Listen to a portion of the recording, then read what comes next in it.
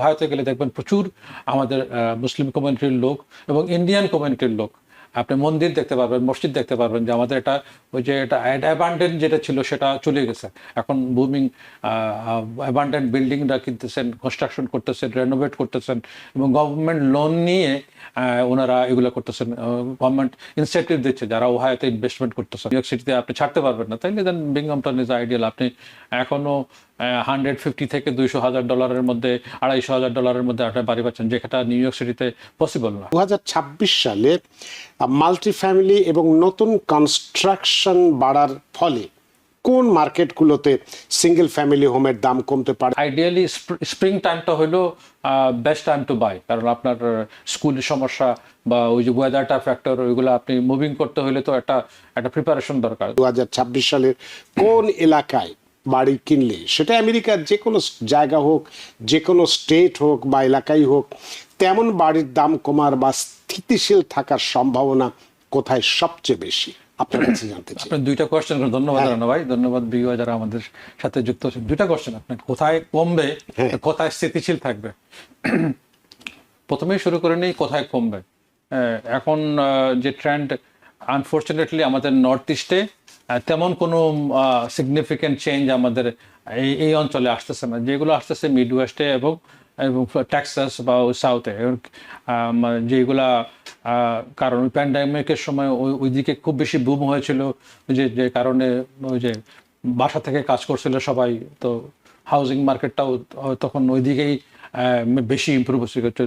লো land cost, building কনস্ট্রাকশনটা কম ছিল, সেই জন্য ওইদিকেই বেশি ডেভেলপ হয়েছে আমাদের। সে কারণে ওখানে কিন্তু মানুষ প্রচুর মাইগ্রেট করেছে।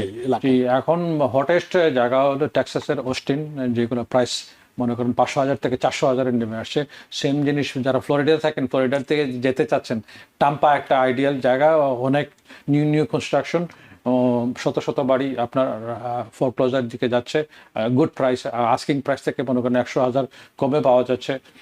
সেম টিন ওহাইওতেও আপনার একটা, যদিও এটা একটু ঠান্ডা জায়গা, বাট ওহাইও একসময় কিন্তু ইন্ডাস্ট্রিয়াল এরিয়া ছিল। এখন আবার কিন্তু ডোনাল্ড ট্রাম্পের সময় ডোনাল্ড ট্রাম্প অনেক ইনভেস্টমেন্ট ওহাইওতে করেছেন। তো আমাদের পার্শ্ববর্তী দেশের লোক, ইন্ডিয়ান যারা, অনেকেই ওহাইওতে মুভ করতেছেন, ইনভেস্ট করতেছেন। এবং মিডল ইস্টের যারা, আরাবিয়ান যারা, ইজিপশিয়ান যারা, মুসলমান যারা, কারণ আপনি ওহাইওতে গেলে দেখবেন প্রচুর আমাদের মুসলিম কমিউনিটির লোক এবং ইন্ডিয়ান কমিউনিটির লোক। আপনি মন্দির দেখতে পারবেন, মসজিদ দেখতে পারবেন যে আমাদের এটা ওই যে এটা অ্যাবান্ডেন্ট যেটা ছিল সেটা চলে গেছে। এখন বুমিং অ্যাবান্ডেন্ট বিল্ডিংরা কিনতেছেন, কনস্ট্রাকশন করতেছেন, রেনোভেট করতেছেন এবং গভর্নমেন্ট লোন নিয়ে ওনারা এগুলো করতেছেন। গভর্নমেন্ট ইনসেন্টিভ দিচ্ছে যারা ওহাইওতে ইনভেস্টমেন্ট করতেছেন। সো যারা ইনভেস্টার, যারা অ্যাফোর্ডেবিলিটি খুঁজতেছেন, আমাদের তো একটা কি ওয়ার্ড হয়ে গেছে আমাদের অ্যাফোর্ডেবিলিটি। যারা নিউ ইয়র্কে মনে করতেছেন যে আপনাদের পক্ষে বাড়ি কেনা সম্ভব না, স্বল্প বাজেট, তারা আউট অফ স্টেটে দেখতে পারেন। এছাড়াও মনে করেন আমাদের নিউ ইয়র্কের আশেপাশের অঙ্গ স্টেটগুলো, যেগুলো বাফালো তো অলরেডি বিল্ড আপ হয়ে গেছে। যদি নিউ ইয়র্ক সিটির কাছাকাছি থাকতে চান, বিংহামটন একটা আইডিয়া, তারপরে সাইরাকিউস আমরা কথা বলছি, এবং আলবেনিও সেটার সাথে। তো বিংহামটন আমার কাছে মনে হয় আইডিয়াল যে লোকেশনটা, এই কারণে যে সিটি থেকে 2-3 ঘন্টার মধ্যে আপনি চলে আসতে পারবেন, যদি আপনার নিউ ইয়র্ক সিটির সাথে আপনার কানেকশন মানে থাকে বা মনে করেন ভালো লাগার কারণ থাকে, নিউ ইয়র্ক সিটিতে আপনি ছাড়তে পারবেন না, তাইলে দেন বিংহামটন ইজ আইডিয়াল। আপনি এখনো $150 থেকে $200,000 মধ্যে, $250,000 মধ্যে একটা বাড়ি পাচ্ছেন, যেটা নিউ ইয়র্ক সিটিতে পসিবল না। তো স্কুল ডিস্ট্রিক্টও ভালো, আপনার সেম বেনিফিটগুলো আপনি পাচ্ছেন, এবং কোনো কিছু তেমন চেঞ্জ হচ্ছে না। শুধু আপনার দুটা গাড়ি লাগবে, আপনি যদি কাজ করেন আপনার গাড়ি লাগবে, আপনার ওয়াইফেরও লাগবে, বা ছেলে, ইউনিভার্সিটিগুলো ভালো। মানে বেসিকলি ওই গাড়ি একটা ইস্যু, আদার দেন অন্য কোনো ইস্যু আমি দেখি না। বাট বাইরের স্টেটেও যেগুলো বললাম, যে ওহাইও একটা একটা আইডিয়াল প্লেস, বুমিং। ফ্লোরিডাতে যারা, অরল্যান্ডোতে তো স্কাই হাই প্রাইস, অরল্যান্ডোতে যারা এফোর্ড করতে পারতেছেন তারা টাম্পাতে আপনারা দেখতে পারেন। Tampa is another. Are also যারা টেক রিলেটেড যারা, তারা, অস্টিন তো টেক্সাস একটা এখন টেক রিলেটেড হাব, তো অস্টিনের প্রাইসটা অনেক কমে আসছে। তো আপনার কাছ থেকে মোটামুটি জানলাম যে কানেকটিকাট বা নিউ ইয়র্কে আপস্টেট বা মিড ওয়েস্টের কিছু শহরকে যে আমরা প্রাইস কুলিং জোনস বলি সেটা সম্পর্কে কিছুটা। কানাডিকা তো কমে নাই, কারণ নর্থ ইস্টের তেমন কোনো সিগনিফিকেন্ট চেঞ্জ হয় নাই, বুঝছেন। হয়তো স্লাইটলি চেঞ্জ হবে, মনে করেন ইন্টারেস্ট রেটটা একটু কমলে একটু হবে আর কি, আদারওয়াইজ খুব একটা চেঞ্জ আমাদের হচ্ছে না। বাট মানে নিউ ইয়র্ক, কানেক্টিকাট, আশেপাশে যেগুলো খুব বেশি চেঞ্জ হবে না। হয়তো ইন্টারেস্ট রেট কমলে আমাদের মার্কেটে অনেক বাড়ি আসতে পারে, বায়ার আরো ফোর্সলি আসতে পারবে। মনে করেন এই বছর ইন্টারেস্ট রেট তো কমছে, আস্তে আস্তে কমছে, আস্তে ভেরি স্লোলি কমতেছে।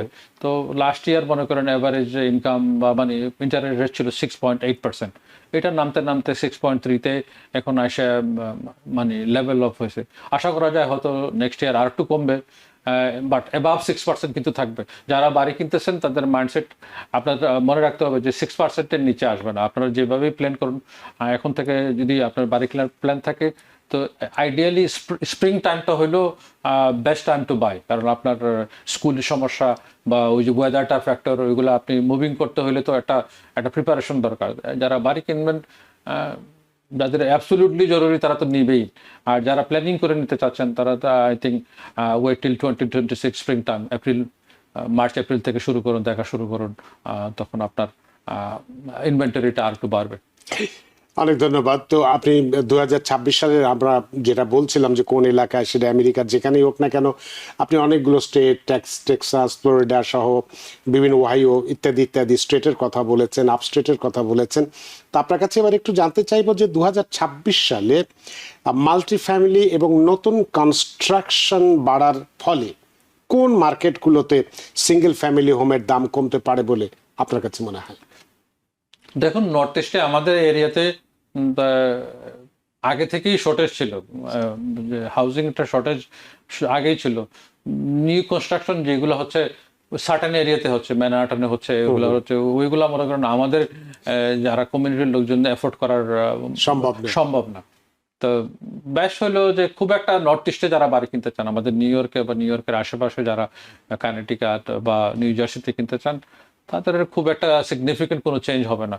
বরঞ্চ আপনি খুঁজতে থাকুন, আপনার পছন্দের এরিয়াটাতে আপনি কনসেন্ট্রেট করুন। অনেকে দেখা যাচ্ছে এই এরিয়া থেকে ওই এরিয়া থেকে মানে তাদের চাহিদা আর ইয়ের মধ্যে কোনো মিল থাকে না, মানে একটা থেকে আরেকটা চলে যায়, এটাতে মানে সবসময় একটা আপনারা কনসেন্ট্রেট করুন আপনার কোন জায়গাটা আপনাদের জন্য আইডিয়াল হবে, আপনার পারিবারিক সিচুয়েশন, আপনার ব্যবসায়িক সিচুয়েশন, কাজের সিচুয়েশন। কারণ বাড়িটা তো একদিনের জন্য না, আপনি নিচ্ছেন অ্যাটলিস্ট 20-30 বছর, আপনার 15 বছর আপনার এটা ক্যারি করতে হবে।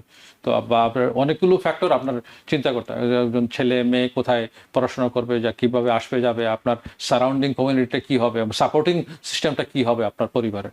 তো বেসড অন দ্যাট আপনি একটা ডিসিশন একটা নিয়ে একটা কনসেন্ট্রেট করুন যে আমি লং আইল্যান্ডে নিলে আমি লং আইল্যান্ডে নিব, সাফোকে নিলে সাফোকে নিব, নাসোয়াতে নিলে নাসোয়া নিব, বা 5 বড়োতে নিব, সেটা আপনি ডিসাইড করুন, চুজ করুন, এবং ওয়ার্ক রিয়ালিটির সাথে কাজ করুন, এবং নিজেও আপনি একটু হোমওয়ার্ক করুন, করে তারপরে আপনি ডিসিশন নেন। আরেকটি প্রশ্ন আপনার কাছে আমি করতে চাই, সেটা আপনার অভিজ্ঞতা থেকেই আমি আপনার কাছ থেকে জানতে চাইবো যে 2025-2026 সালে কোন কোন সাবার্ব বা সেকেন্ডারি সিটিতে বায়ার্স নেগোসিয়েশন পাওয়ার সবচেয়ে বেশি হবে বলে মনে করছেন? আমাদের নিউ ইয়র্কে তো আপস্টেট তো আছে, আপনার আপস্টেট আছে, এবং যদি নিউ ইয়র্কের সাফোক কাউন্টিতে খুব, নাসোয়া কাউন্টিতে খুব একটা সুযোগ নাই, 5 বড়োতে খুব একটা সুযোগ নাই, তবুও আপনার যে রিয়েলিটার সাথে কাজ করবেন, আপনার সিচুয়েশনটা খুলে বলুন, সে হয়তো নেগোশিয়েট করতে পারবে যে সেলার কনসেশনটা যেটা অ্যাটলিস্ট যদি 2% পান সেটাও কিন্তু খারাপ না। তো অনেক সেলার মোটিভেটেড আছে যারা, if you ask then they will ask for, আপনি যদি জেনুইন আপনার সব কিছু থাকে দেন সেলার উইল কম্প্রোমাইজ, আপনার আন্ডারস্ট্যান্ডিং করে সেটা আপনাকে দিতে পারে। তো অনেক ব্যাপার আছে যেগুলো আপনার একজন রিয়েলিটার, একজন মর্গেজ ব্রোকারের সাথে যখন আপনি কাজ করবেন তখন তারা আপনাকে হেল্প করবে, এবং আপনাকে খুলে বলতে হবে, কারণ আপনার ভিতরে একটা বাইরে একটা রাখলে আপনি বেস্ট বেনিফিটটা পাবেন না। বিংহামটন আমার মনে হয় যে যারা স্বল্প আয়ের মধ্যে 200-250 হাজারের মধ্যে যারা বাড়ি খুঁজতেছেন তাদের জন্য এটা আইডিয়াল লোকেশন আমার মতে। বাট বিচার আপনারা করবেন, আপনারা সার্চ করবেন আপনাদের। বাট আমি যতটুকু দেখেছি বিংহামটন আমার কাছে মনে হয়েছে যে সব থেকে এই মুহূর্তে বেটার।